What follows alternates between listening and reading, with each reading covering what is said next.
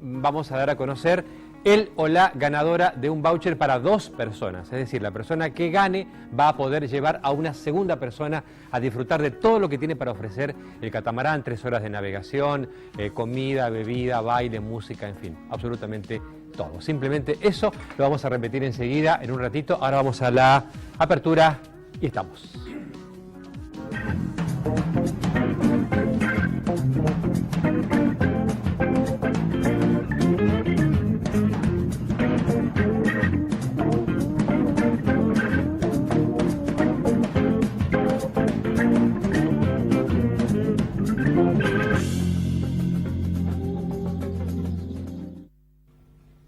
Hoy es un buen día, sin dudas. Hoy es el Día de la Patria. Vamos a hablar un poquito, después quiero tener un par de palabras sobre esta fecha, pero es un buen día por muchos motivos. Está empezando, sí, ya habrá empezado 2030 el Iguazú en concierto, ahí en Puerto Iguazú.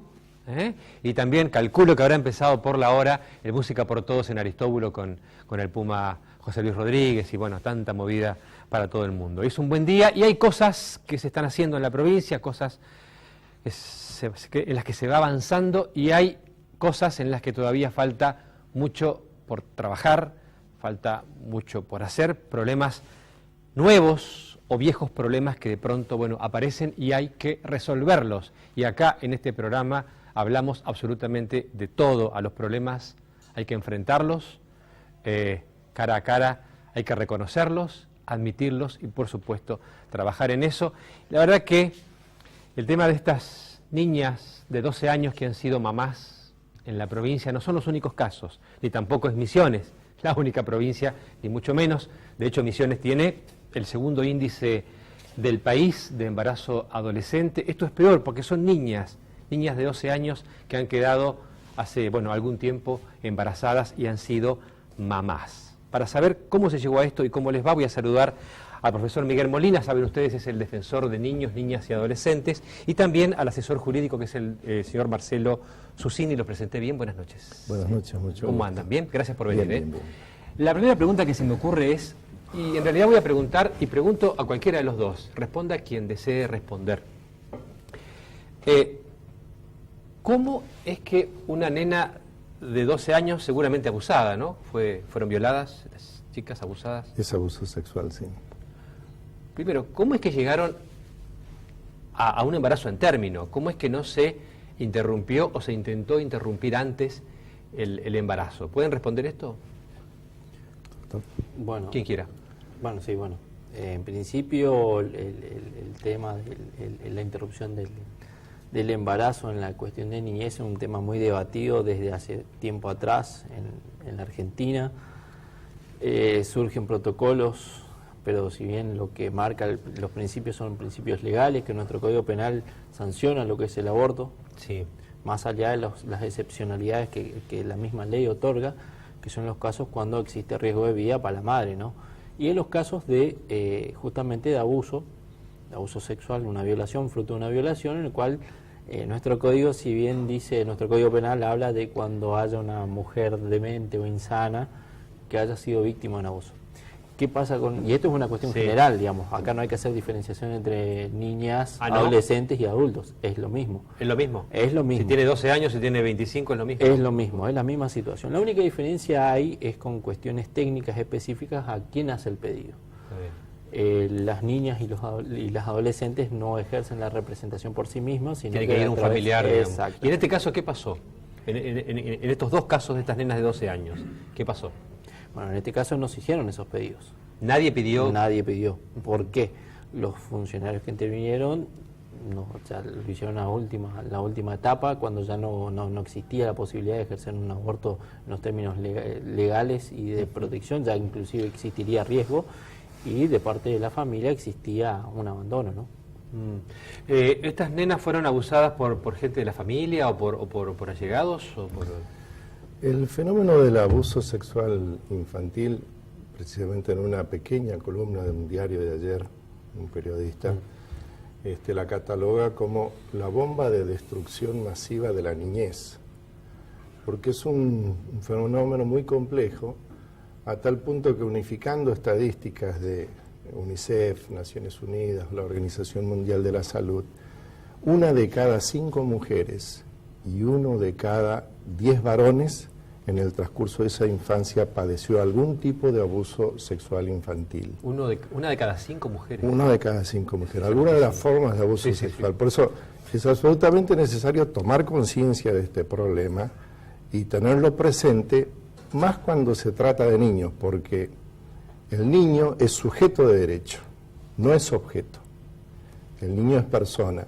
Y como tal, tanto el adulto como el Estado estamos obligados a tutelar y a proteger esos derechos. Evidentemente, en el caso de estas 2 nenas de 12 años, alguien les ha fallado, posiblemente alguien de la familia o alguien, digamos.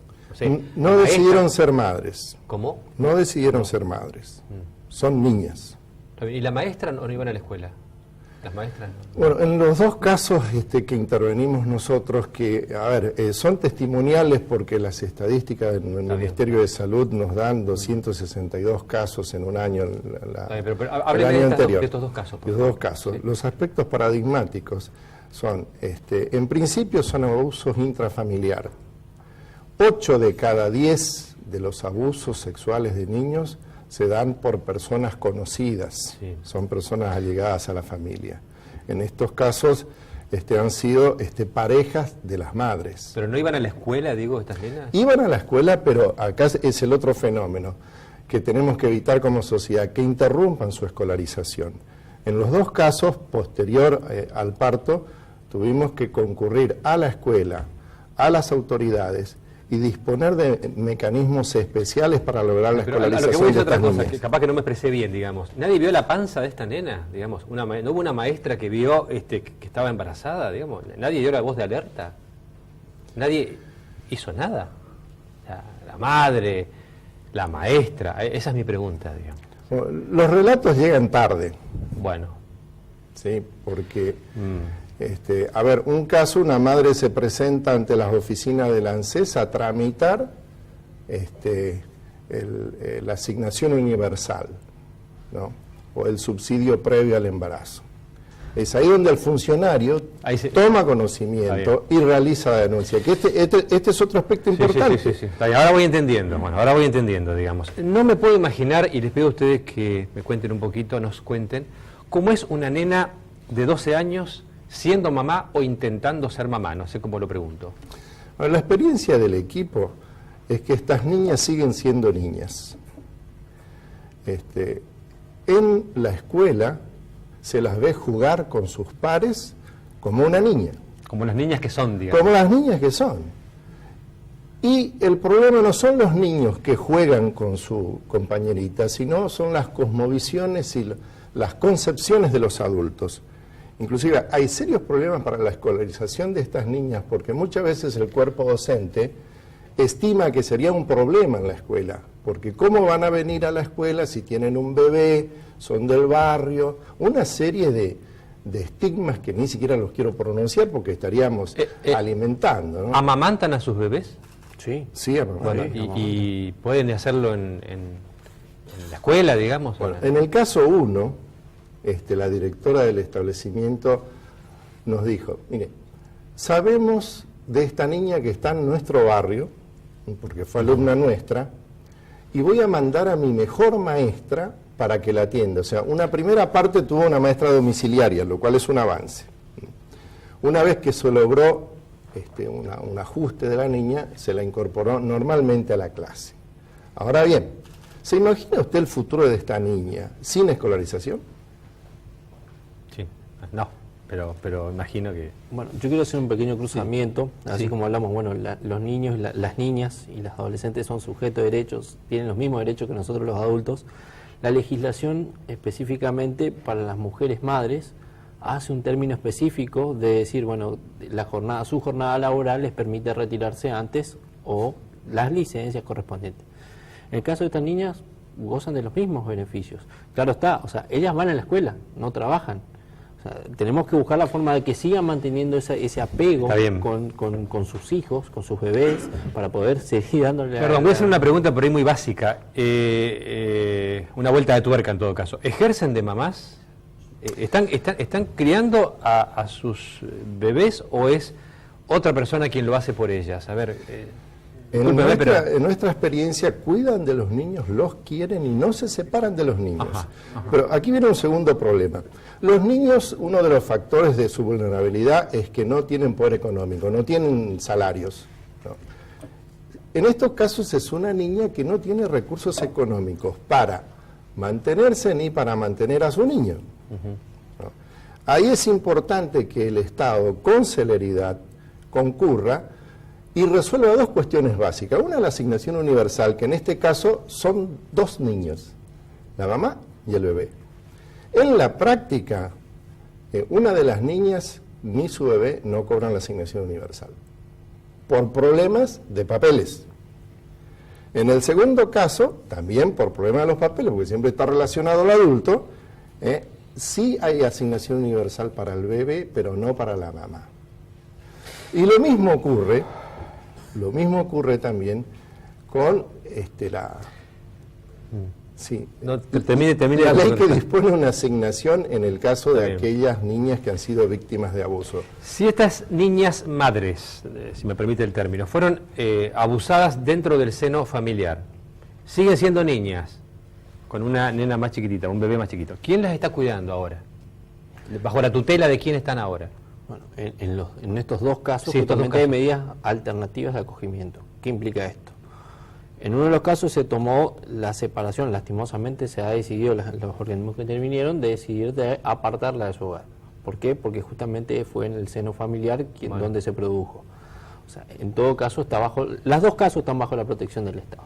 En la otra hay algún familiar directo en el cual tiene y mantiene esa vinculación para sostenerla. Una pregunta de un televidente, una situación muy común, dice acá, yo estoy leyendo, es decirle al niño que la madre es la hermana por la poca diferencia de edad. ¿Puede ser? Digamos, tratar de negar el vínculo o no. ¿Se entiende la pregunta? Bueno, yo creo que la entiendo, digamos. Sí, creo que esas son cuestiones muy, muy domésticas y hacen por ejemplo, es común que a un adulto que se convierta en referente a un niño se le diga tío, o el niño llame como mamá, por ejemplo, sucede en los hogares con las cuidadoras.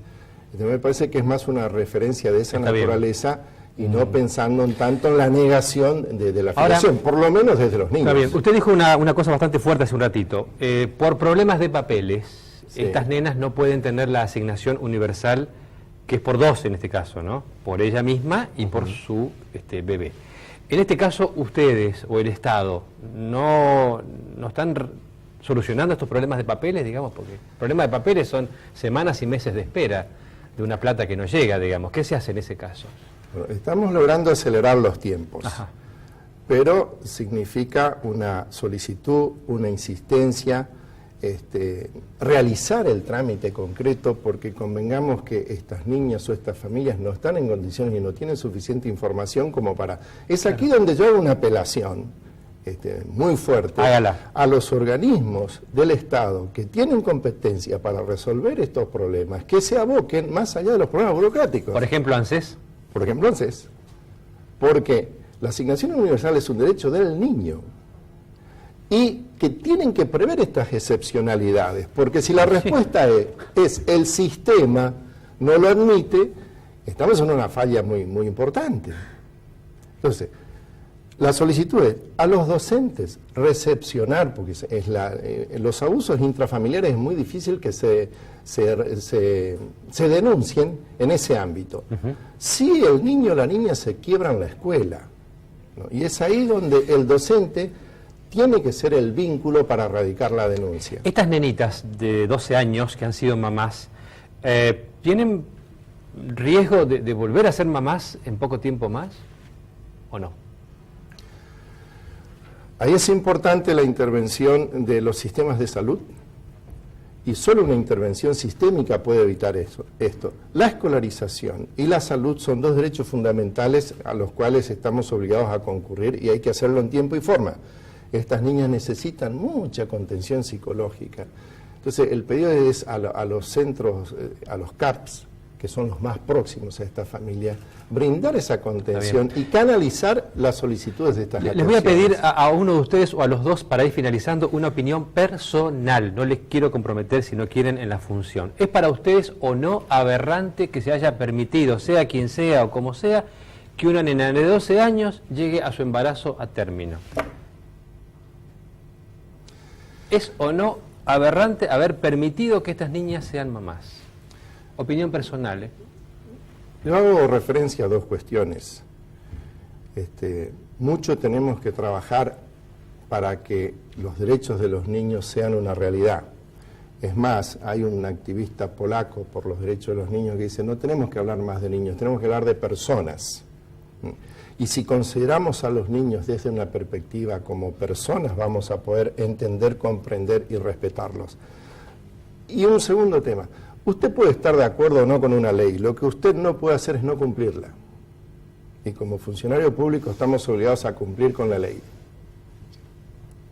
No entendí mucho, es decir, tiene que haber primero alguien que denuncie y después un juez que autorice, digamos, un aborto. ¿A eso vamos?